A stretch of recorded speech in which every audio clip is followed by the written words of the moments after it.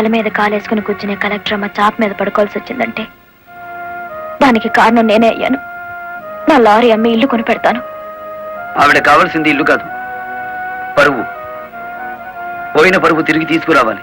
collector పరువు పాయే, ఎల్లి దైవేరుపేటలో తొంగింది కదా, నా నెత్తి మీద పిడుగుపడ్డ